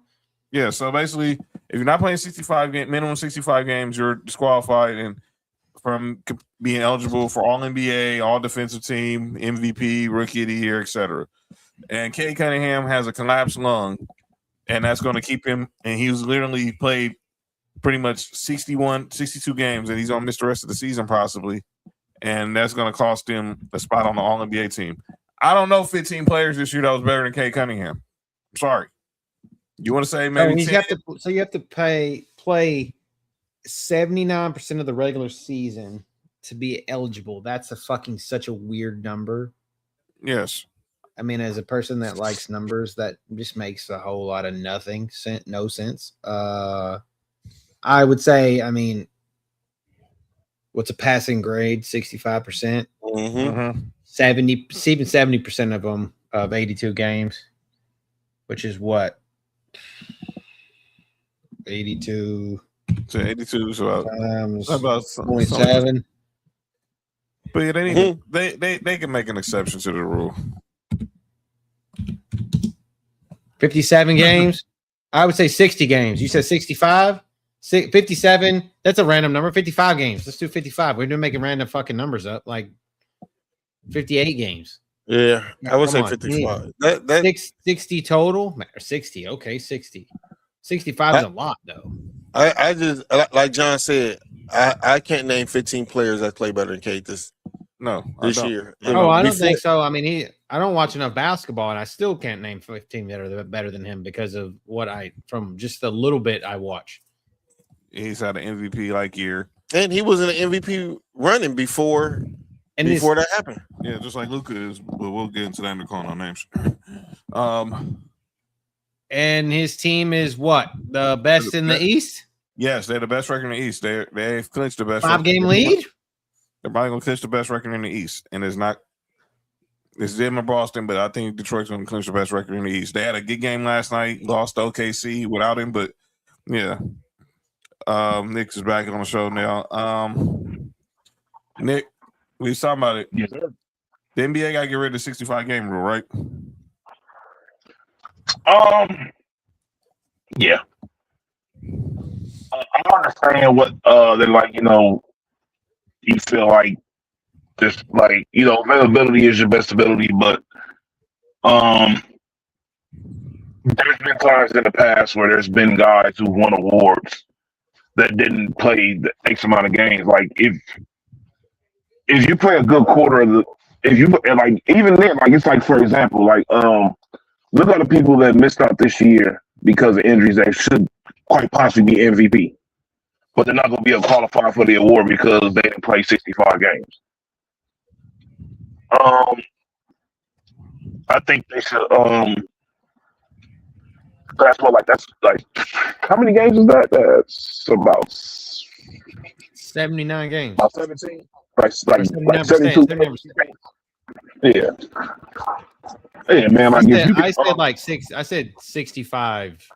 I'm not 65, but like 57 is what is 70%. 79% is 65. So here's who Yahoo thinks is going to win some of these awards as we get into the final stretch of the week, NBA season next week, 2 weeks. Got Conker Nipples right now, probably the favorite to win Rookie of the Year.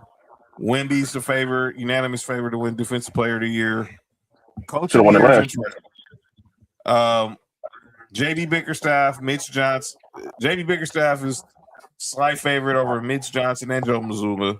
About 6-man is pretty much either is a split between Jaime Jaquez or Keldon Johnson. Most improved, Jalen Duren has that running away. Clutch Player of the Year, SGA. And then right now, people say SGA for MVP over Wemby and everybody else. Real quick before I get to this list, Joe Mazzulla was asked about winning Coach of the Year. He said the award is stupid and we should focus more on the players. As someone, dudes like y'all who've coached, I'm gonna say this, but I get y'all thoughts on it. I thought that was a stupid comment by Joe Mazzulla. I get what you're saying, focus on the players, but let me be clear: coaching matters. And that award, yeah, you might be the one who wins the award, but that award is going to your entire coaching staff because teams are going to be looking at, okay, say if JB Bickerstaff wins Coach of the Year, they're going to be looking at the Pistons coaching staff. If Mitch Johnson wins Coach of the Year, everybody looks at the Spurs coaching staff, even post in this post Popovich era. And if the even if we're bad, they're looking at the coaching staff, right? And with Boston, they're going to be looking at your coaching staff. They still got people been talking about why isn't Sam Cassell been getting a chance to be a head coach for years? So I don't understand why Joe Mazzulla says it's a stupid award, but I get it. Whatever. F Boston. What about this? So that's a crazy thing to say. But yeah. We're near the home stretch. We're near the home stretch for MVP. Obviously, I know Mark and Nick, they both had SGA. I mean, we have Jaylen Brown. I had SGA. Or did one of y'all have Wemby? I don't think Wemby should be. It should be consideration. Unpopular opinion. What? I think. I think I understand putting them there, but me personally, I feel as if that prime example, like SGA is putting up has better numbers with this team having a better record. Wemby's thing is this: Wemby is rare because his impact isn't just all the way on offense. You feel what I'm saying? Like he's like a throwback player into that, and that it kind of reminds me of when the irony in this when Tim Duncan won.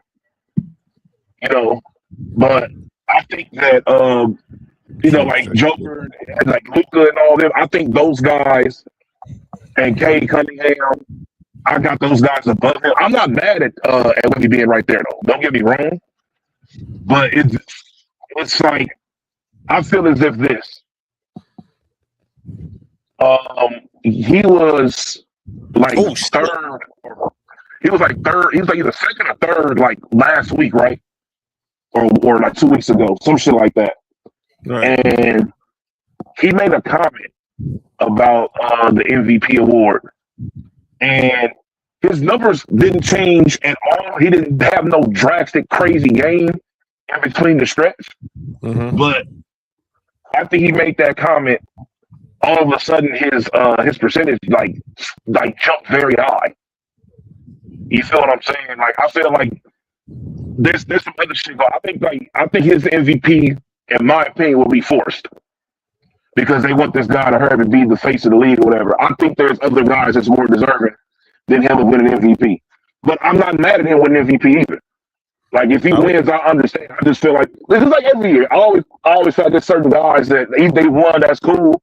But I feel like this guy should have won. Everybody has their, But I think especially the way Luka's been playing lately, I think his odds should be higher than Wemby's, even though the team has a better record. But I think the thing that hurts him is the fact that it's the same thing I said that should have hurt OKC when what's his name got hurt, when SGA got hurt. The team was still able to win. Mm-hmm. Sometimes that hurts you, and when people start breaking down stuff, and they'll be like, "Oh, well, how valuable is this guy? The team was still able to win when he's not there." You know what I'm saying? So, there's some shit going on. Sorry, give me 1 second. All right, let's get to a couple of NFL topics before we head out. Before we had to call out names, which is going to be very funny. I just want to go to one, and that's really mainly Matt Miller has his new mock draft out. NFL meetings were going, owners meetings were going on this weekend in Arizona, and obviously one of the big discussion points has been obviously with officiating. The officials could be going on strike. We saw this happen. We saw when this happened back with the failed Mary in Seattle.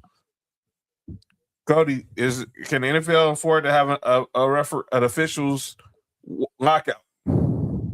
They're gonna have replacement refs, man. That's what's gonna happen. We're gonna have dudes that are from D3 football, college football, or some shit like that out there, which to me kind of sucks really bad because we've seen that bullshit happen before, and I don't want that.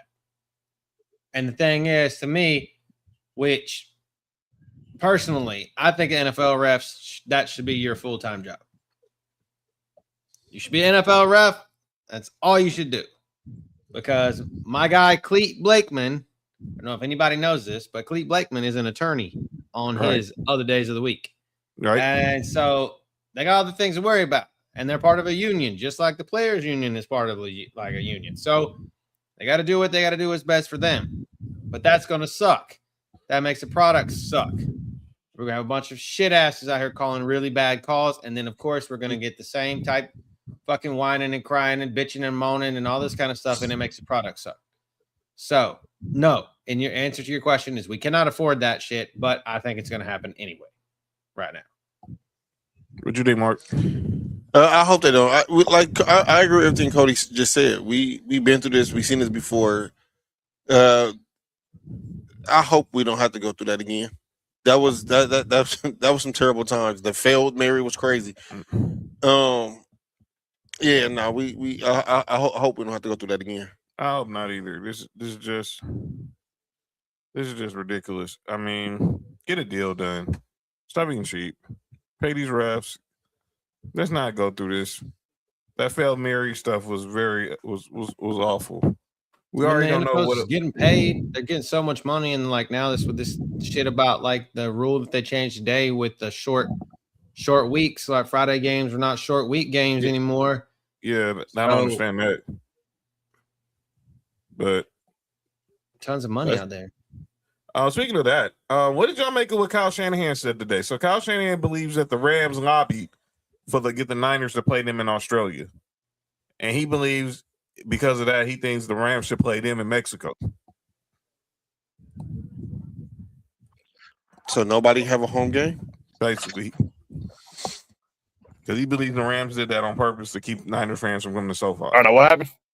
So Kyle Shanahan believes that the Rams lobbied to get the 49ers to be their opponent when they play in Australia week 1 because of the home field advantage the Niners have when they come to SoFi. And he thinks it's only fair that the Rams play them when they have their international game in Mexico later on during the season.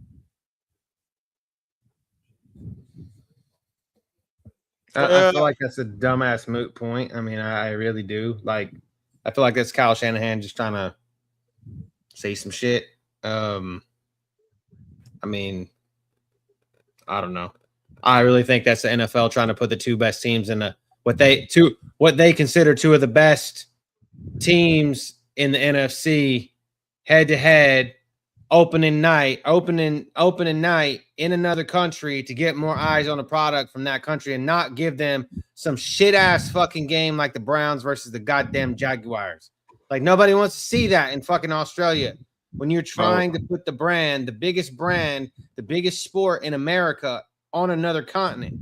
Nobody wants to see that horse shit. So put two of the marquee franchises with big dollars and big players and recognizable names on them, put them in the other country. Kyle Shanahan's just saying some shit, I think.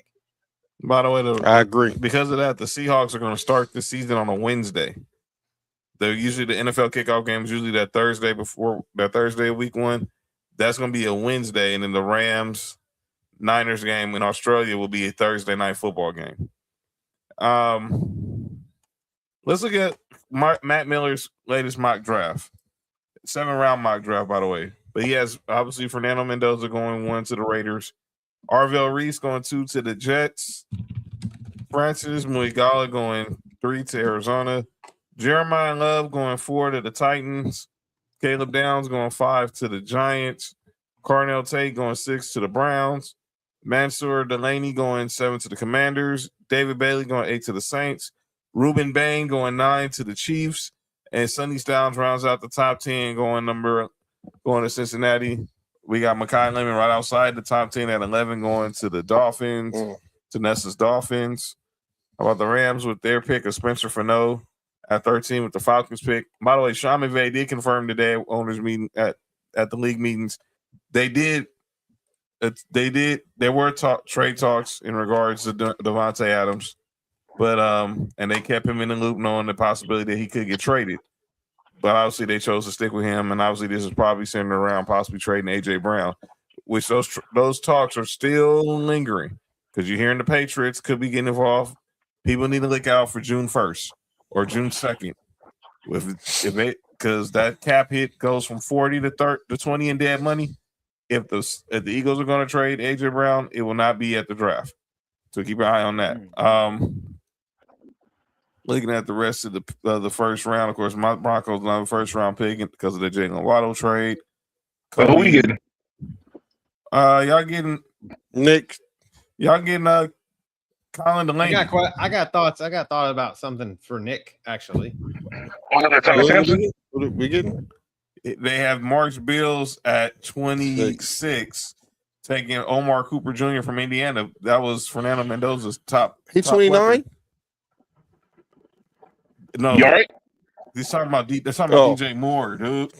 Dog, the heck? I know Indiana's not the most attractive school and all, but they don't got dudes on that's off their mama's insurance. Come on, Mark. You sure? They're not the SEC. They may not go to SEC. They don't want them problems. The average age was 25 last year, right? By the way, Ty Simpson going to the Jets at the start of round 2. Nick, he has y'all taking Denzel Boston in the second round out of Washington. Cody, y'all taking Caden McDonald from Ohio State. I need that nose guard from Florida. And if he's available with that pick, snatch him. How about the Steelers taking Garrett Lesmeyer at 53? Good God Almighty. Fuck that. Who's getting Jacoby Lane? Let me see. He got us taking Josiah Trotter out of Missouri. Carson Beck to the Cardinals? In the third round, Carson Beck to the Cardinals. He has y'all taking Cage Casey from Boise State in the third round. Nick Cody has y'all taking Drew Jake Aller. Cody. The fucking 61. The Rams taking Drew Aller is what's wild. That's wild. Oh, look, that's not a bad pick for them. I know. That's what I'm saying. It's wild because he's got some wheels and Yeah, so Drew Aller, another quarterback, going to the Rams in the bottom of the second round. From the bottoms? Hey, bro. Mark, have y'all taking Derek Moore? No, Michigan? that pick should be Jacoby Lane. Yes, it should be. I don't even know where Jacoby. Well, currently they don't have Jacoby Lane unless I overlooked him. I did not see him in the first three There's rounds. no way Jacoby Lane better be available in the third round. No, we are not drafting another cornerback from Florida. Don't do that shit again, Brandon Bean. No, that's our boys. But yeah, but look, we're 3 weeks from Thursday. The Sports4U NFL Draft Watch Party will be going on from live for round 1. And we'll 131. He has him at Jacoby Lane going at pick 131 to the Patriots. Nick, Damn. Jacoby Lane at 131 is a steal. There it is, right there. Cody said it. I'm sorry. Mark knows. Dog, he was so nice even last year when he was like wide receiver like 3.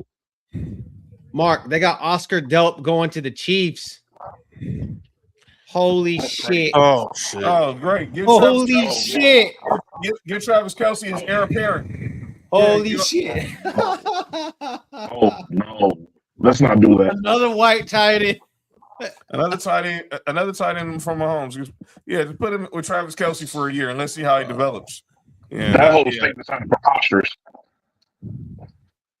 No. What was preposterous was what y'all put in the group chat earlier What? What was that?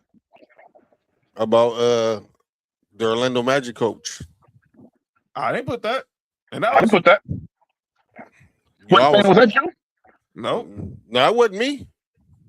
Nah. Hell, I I know- didn't even see that. Wait a I second. know who it was. I see. That shit was out of pocket. All right, John, go ahead. All right, let's get to the final segment of the show. Often imitated, never duplicated. Hey, when that Michael Jackson movie come out? Hang on April one second. 21st. I want to ask Nick something really quick because he's a Raiders fan, and I saw this whole succession plan for Mark Davis today. Like, Yes. so how do you feel about Mark Davis giving up a lot of the ownership of the Raiders, like it not being a fully Davis run business going forward? Look, this is the way it is. Usually when these type of companies, like in general, when these type of situations happen, when the main owner dies and the kids inherit it, eventually the kids sell it. Because the kids don't have the same passion, the same anything that the heir apparent has 9 times out of 10. That's right. Oh yeah. You feel what I'm saying? Like, yeah, this no. didn't happen with the Lakers. Look at the Lakers. I mean, they did so much for so long, but it's like, shit. They don't have the same passion for it the way that the dad did. And there's nothing wrong with that. And the thing is it's gonna be weird that eventually it was gonna happen where Davis wasn't gonna be in charge of the Raiders. Yeah. It will happen eventually.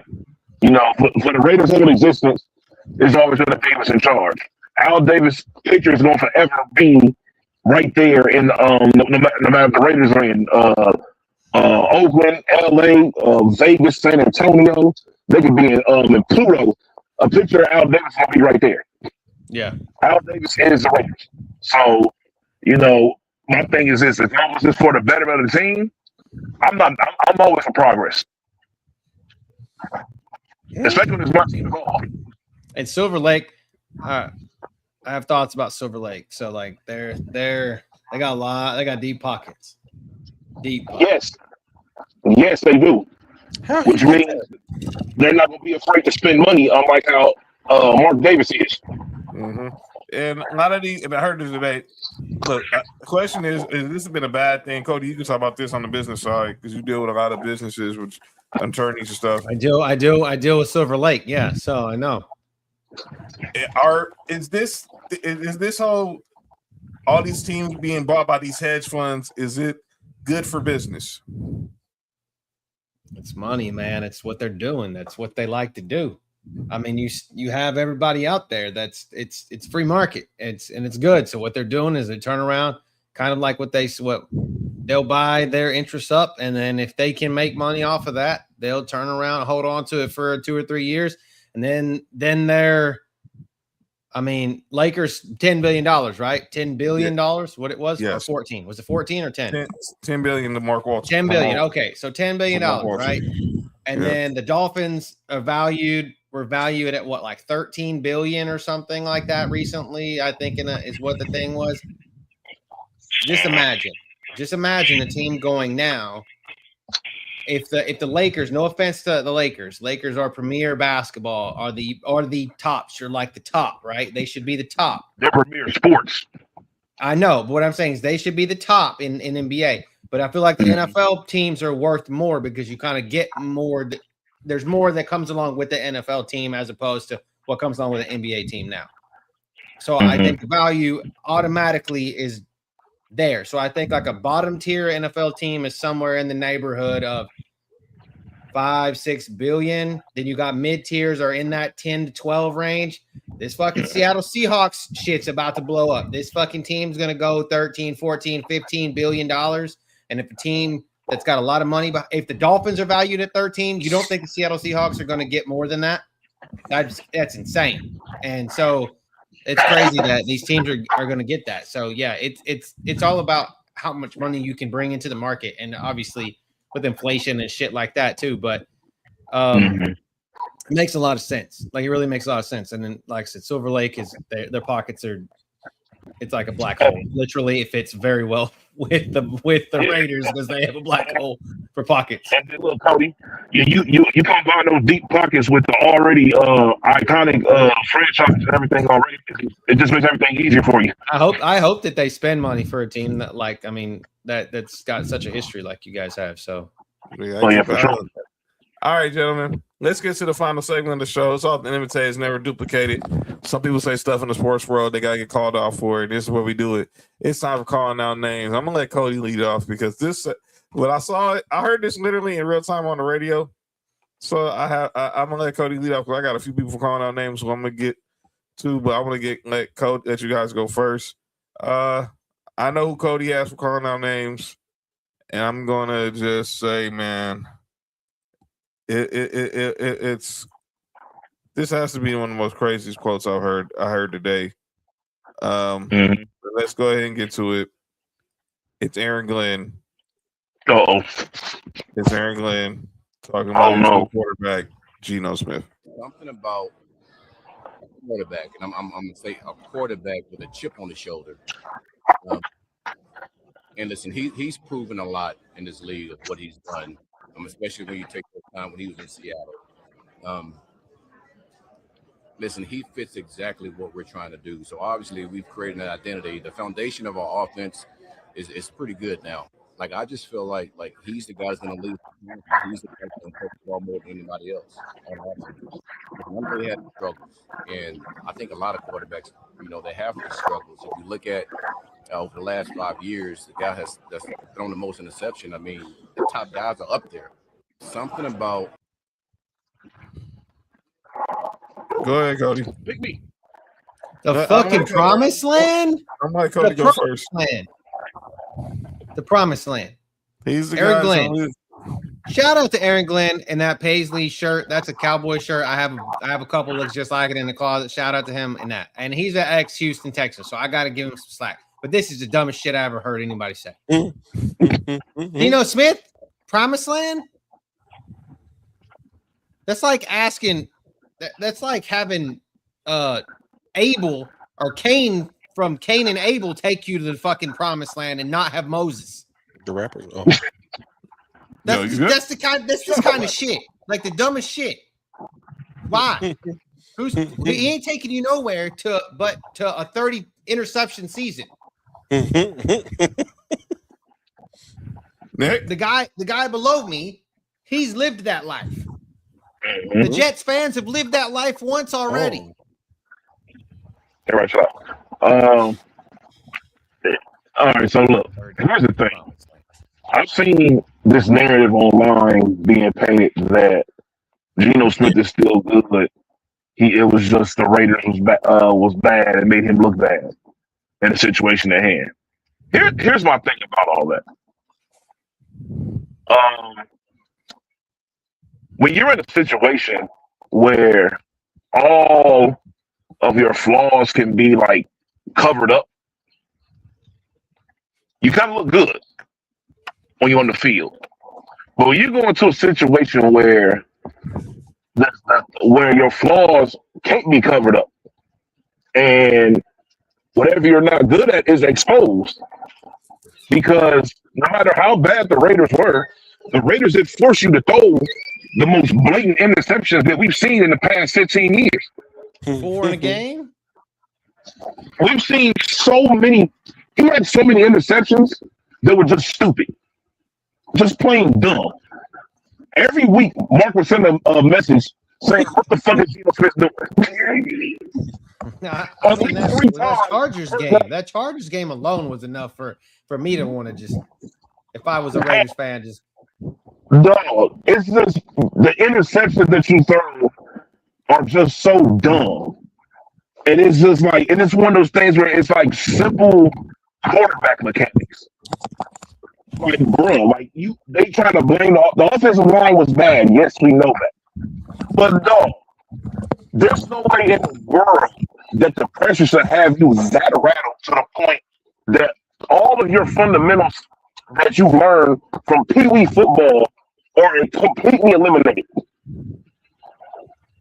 He's seen ghosts. This is crazy. The Promised Land with Geno Smith, there's no way. Promised Land must be the name of some club around the corner. The Promised Land is to the first overall draft pick next season in 2027. That's a club that Eddie George is in. No, you good? All right, Nick, you got my calling out names? He was the same club AC Green go to. What'd you say?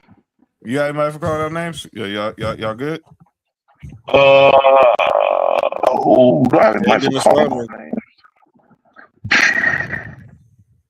Fam, that's crazy. Do I have anybody for calling out names? And Batman. Chill. Hold on. Hey, chill out. All right, look. This is a trend that I'm seeing going on right now. I'm calling out this trend. It's not particularly like somebody in particular, but there's this trend that I'm starting to see a lot more of. Oh my God, I think I know what you're talking about. I need for everybody to chill out on the Tim Duncan slander. Yep. Oh God, Yep. yes, please. So, I'm sorry. The Tim Duncan slander that I am seeing online is absolutely the crazy, and it's like the way they try to describe like why he wouldn't be so good makes absolutely no sense. I saw online that somebody said that he would not be able to play in today's game. I said, how in the hell is the guy who has the most first team all defenses of all time and most all defensive selections of all time? The motherfucker played 20 years and got 15 of them. How is that person who also won MVP, who won 6 championships, well, 5 championships, how in the hell would he not be able to play in today's era when he played against way better perimeter players and paint players when he played than they is today? They said he wouldn't be able to switch. Are you serious? They said he would be able to shoot. Did y'all not see him make that bank shot like 95% of the time he shot it? People are saying the most dog. It's so crazy. And I'm like, obviously, these people did not watch Tim Duncan play. I'm getting to that point. Prime Timmy D, I hated him. He was so fucking good. Yes, that's the reason why you hate him. It's like, goddamn, we can't stop this motherfucker. He doesn't talk. Yes. He doesn't brag. His game is so boring to watch, but it's so fundamentally great. That's why he's called the big fundamental. That's literally every time you saw him shoot that fucking bench shot, you're like, this motherfucker's gonna make it. That's what she I remember it was one year they were playing against Phoenix. think it was a playoff game. He hadn't made a 3-pointer all year. This motherfucker made the 3-pointer to win the game. This dude played. Mark, what do we always say about Shaq? Shaq don't give no props to no big men. The only person he gives props to is Tim Duncan. Yep. The only person you see Shaq give his props to is Tim Duncan. He does not allow. Anytime they talk about Tim Duncan, he's like, whoa, whoa, whoa. Nah, Tim Duncan is different. Yeah. Anybody that played with him or after him, he don't give. We living in some crazy times. Go ahead, Bart. But he gets credit to Tim Duncan every time. Yeah, I never even see him talk about Dream like he does Tim Duncan. I have somebody call the names, but I got to do more research. So it might be there Friday. It's about that Cam Newton and Jason Whitlock and Ryan Clark thing. All right. Yeah. I got a few calling out names. And crazy, they're all Luka related. You said hookah related? They're all Luka related. Oh. Let me start off first with John Ireland, the voice of the Lakers. Shout out to the midget. Shout out to Basin Ireland. I love the show. John Ireland said the most blasphemous comment I thought you could say. And this is why I hate analytics. He said that if you look at the analytics, Luka's defense is on par with Amin Thompson and Jaden McDaniels. No. Next. What are you looking at? Exact reason.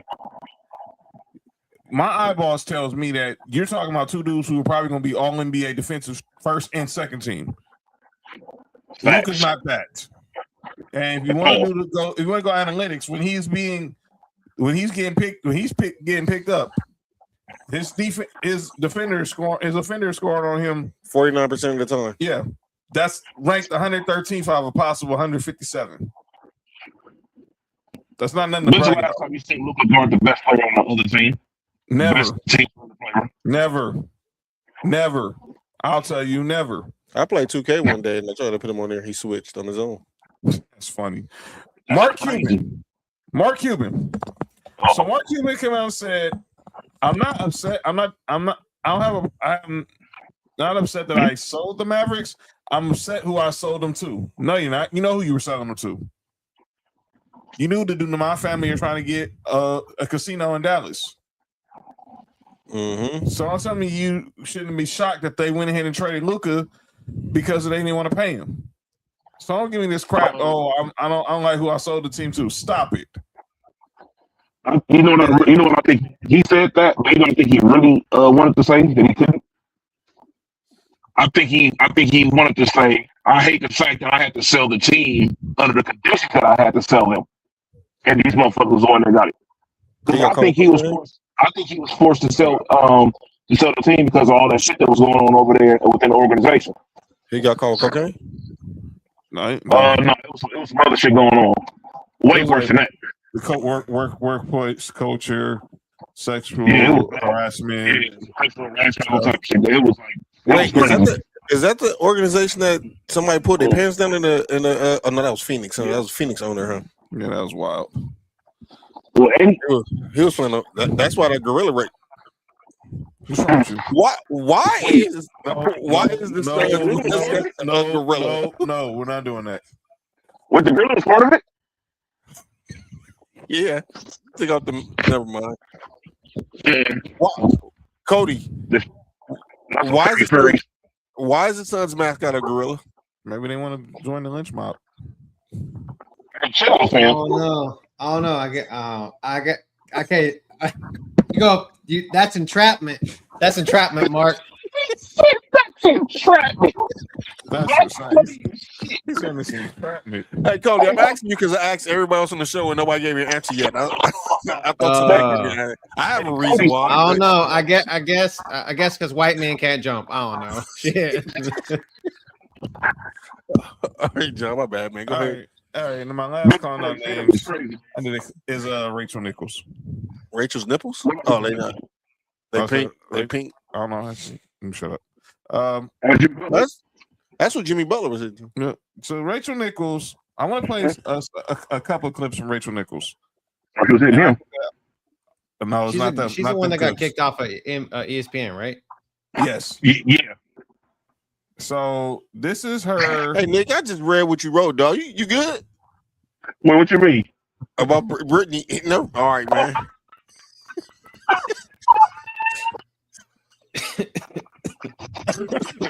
Yo, something wrong with y'all. All right. So this is what Rachel Nichols said about 4 months ago about Luka Doncic and the MVP. Oh, no, not that one. Not that one. Shout out to Golden Knight. What is that? What is John, what is that? No, John. I don't know. What that John, is. what's on your Twitter, dog? That ain't my That Twitter. is crazy. That ain't What my was Twitter. that? I don't know. That doesn't like Wait, James Harden on wait, top what's of a the dog. time? That's what it looked like. Yo, is that? And where's dog? Where's Peter at? I Dog? got the time, so we good. It better I be got the at time, James so Harden house. it's crazy. It better be at James Harden house if that was who I thought it was. But this is what she said 4 months ago about Luka in the whole MVP conversation. Well, I keep getting this one, but this okay. F it. This is what she said about Luka. What do you say, Rachel? Do you agree with Austin Reeves that we, the voters, are overlooking Luka Doncic? Is he the top contender for MVP right now? No, he is not. Is the reason because you do have to play both sides of the ball for all 8 months of the season? Yes, it is. I mean, he has definitely been improving. I am the loudest voice that Luka is not the defensive liability that people thinks he is once he gets to the playoffs. He cares differently. He plays differently. And it is a, full season award. And it is for both sides of the ball. So am I going to vote him my number one for MVP? No. Is he going to be on my ballot? Absolutely. He's having a year that in a different year, he would easily be the front runner for MVP. Dude, but don't we say that? I feel like we've said last year if this was a different year, Giannis would have won MVP and he wasn't even near the top of anything last year, but his numbers were better than in his MVP season, and he's Same a thing with 2A Jokic. player. Yeah, it's tough for someone like Luka, who is, I agree with you, singularly the best scorer in the NBA. It's tough for him to climb over these guys on my ballot. I'm not done. I am not done. Can I play? Jimmy Butler said. Let me play you what Rachel Nichols said about Luka. Yeah, that was wild. What Rachel Nichols said about Luka 4 months ago.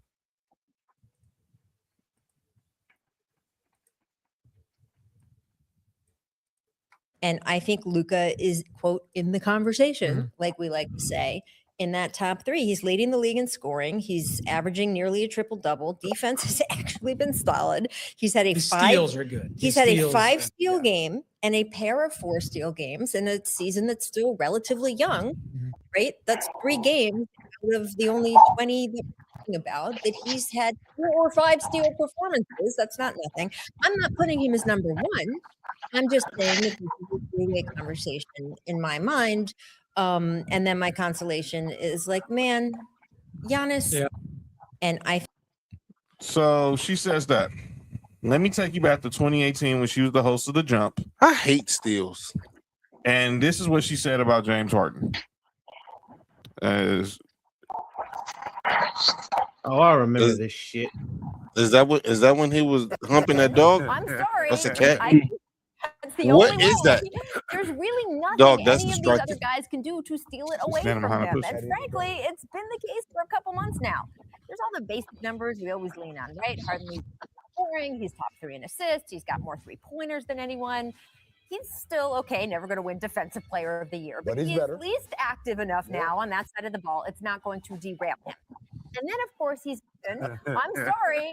I do think that's the only way. There's really nothing any of these other guys can do to steal it away from him. And frankly, it's Why is that picture there?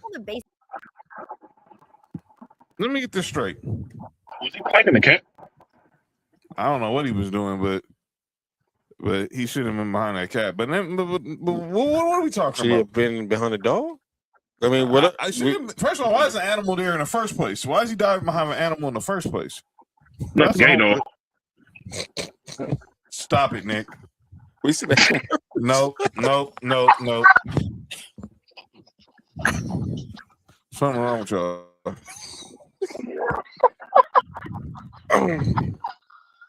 Let me get this straight. So you say Jokic and James Harden, and let me be clear. I don't have Luka as my MVP. I had SGA. But let's not say that SGA he's not all world. He's an okay defender. But saying that Luka, you're not voting because of 8 months, because he ain't been a defensive player, he ain't been defense all 8 months. I'm sorry, where the heck have y'all been the last 7 years? How many MVPs Jokic got? 3. He don't play no defense. What are we talking about? How many MVPs Steph got? Oh yeah. James Harden. 1. Should have had like 3, but he got 1. Steve Nash. 2. Where's his defense? Oh, I'm glad you said defense. And Rachel Nichols. But let me be clear. No. I have SGA as MVP. But let's not use the defense as a reason why Luka shouldn't be in the conversation. If you're not voting for him, you're not voting for him. And you just basically said in 2018, James Harden won it because all his offensive metrics were better. Well, what the heck do you think Luka's doing? He's leading the league in scoring. Hey, John, 2018 was a long time ago, John. People change. What has changed about James Harden since 2018? He plays more defense. Exactly. She worked for ESPN and now she works for Sports Illustrated. That's what's changed. Basically. And that's my calling out names. All right, we're going to get up out of here. It's changed. And by the way, tomorrow, I want to wish luck to all those at NFL Network. Tomorrow is the first day that they're officially now under the Disney umbrella. So best of luck to everybody there. They're saying they're not changing things, but we all know how that can go. But everything changed. So best of luck to all those in NFL Network who's making the Portland whooping the Clippers ass. Who's making the move over to ESPN. So best of luck to that. All of them tomorrow. But we're gonna get up out of here. And we'll be back Friday. Me and Mark will be here Friday because we'll be live. Actually, when we're on the show, UCLA and Texas will be in progress in the Women's Final Four. When we get back here Tuesday, where all 4 of us will be recapping both the men's and women's Final Four, the complete class of the Basketball Hall of Fame, and start looking ahead. The NBA playoffs would be a week away. So make sure you hit that subscribe button for Sports4U on YouTube. Ballers and Briefs on YouTube, Culture Clash, Townhouse Media on YouTube, and follow us on our various social medias: Facebook, Instagram, X, TikTok, at Sports4U Podcast, at Ballers and Briefs. Again, mark your calendars. April 23rd, 8 p.m. Eastern, 7 Central, 5 Pacific, live at 5 p.m. The Sports4U NFL Draft Watch Party for round 1 of the draft, as Knicks Raiders will take Fernando Mendoza with the number 1 pick. By the way, his pro day is tomorrow. Path of the draft, pro day tomorrow, 1 p.m. Eastern, 10 a.m. Pacific on NFL Network. If you want to get a look at what Fernando Mendoza one last time before he puts on a Raiders jersey this coming fall. But thank you. The NFL goes to 18 games. Exactly. That too. So we'll be back for who the heck put the barcode? Oh, wait a minute. Let me get okay. Yeah, the Sports4U barcode. That's not Sports4U barcode. Yes, it was. Yes, it was. Yes, it was. I know where this is going. I've been doing this show. Nope. 89% off today only. Hey, chill out, bro. Code going up right now. 89%. April Fools. First of the month. 89%. In a couple of weeks, it's gonna be 69%. Yo, you good? Me? You good? I'm all right, man. I appreciate you asking me. All right. We'll be out of here. Look, check me tomorrow on Sports4U Wrestling at 10 Eastern, 7 Pacific. Titty Wednesday. Oh, that was Tuesday. Titties every day. day. Taco Tuesday. I thought it was Taco Tuesday. Tacos in it on Tuesday. But yeah, check me out tomorrow on Sports4U Wrestling tomorrow, and check me and Mark back here Friday for Sports4U, and the Lakers are now up 22 on the Cavs, and check us for next Tuesday to recap all the Final Four action. And Cody, we have to figure out the schedule. Yes, and I can say this now. No rules back next Thursday. So a week from Thursday, April 9th. No rules back on IG Live with Mark and Illwill. So you make sure y'all tap into that. Yeah, been a long time, but they'll be back. But we'll see y'all next week. We'll see y'all Friday night. We'll see y'all next Tuesday. Cody, love you, brother. Nick, tell everybody in the family get well soon. And we will see y'all on Friday. Enjoy the women's Final Four and get ready for the men's Final Four. This has been Sports4U. I'm John. That's Mark. That's Nick. That's Cody. What, dude? make sure you did it right this time. Tuesday you was tripping. Yeah. That was a Vegas hangover. Vegas hangover. Yeah, Vegas hangover's gone now until after April. See y'all next week. For you, from the coast to you, 3 LA minds talking what we do, from the streets to the stats, from the bar to the chat. Sports for you. Yeah, we run it like that. Hit that link, lock that feed, John. Nick, all that you need. Sports for you. Every day, new seed from LA roots to the whole world's league.